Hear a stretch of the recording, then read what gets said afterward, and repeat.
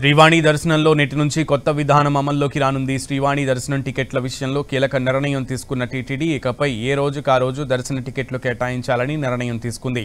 శ్రీవాణి దర్శన టికెట్లు ఆఫ్లైన్లో తీసుకుని దర్శనం కోసం వచ్చే భక్తుల కోసం టీటీడీ ఈ నిర్ణయం తీసుకుంది. శ్రీవాణి దర్శనం విషయంలో పాత విధానం వల్ల దర్శనం కోసం భక్తులు సుమారు 3 రోజులు వేచి ఉండాల్సి వస్తోంది.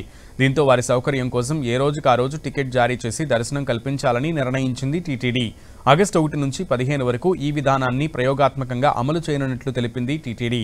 తిరుమలలో ప్రతిరోజు ఉదయం 10 గంటల నుంచి మొదట వచ్చిన వారికి మొదటి ప్రాతిపదికన టికెట్లు జారీ చేయనున్నారు. టికెట్లను పొందిన శ్రీవాణి భక్తులకు తిరుమలలోని వైకుంఠం క్యూ కాంప్లెక్స్ 1 దగ్గర అదే రోజు సాయంత్రం 4:30 గంటలకు రిపోర్టింగ్ టైం ఇవ్వాలని టీటీడీ నిర్ణయించింది.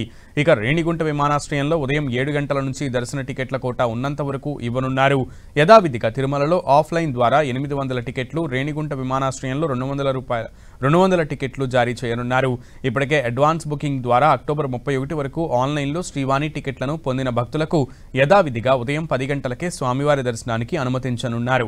నవంబర్ 1 నుంచి శ్రీవాణి టికెట్లను ఆన్లైన్ టికెట్లు పొందిన భక్తులకు సాయంత్రం 4:30 గంటలకు వైకుంఠం క్యూ కాంప్లెక్స్ 1 ద్వారా శ్రీవారి దర్శనానికి అనుమతించనున్నారు. భక్తులు ఇబ్బందులు పడకుండా ఉదయం 10 గంటల వరకు టికెట్ కౌంటర్లు చేరుకోవాలని టీటీడీ సూచించింది.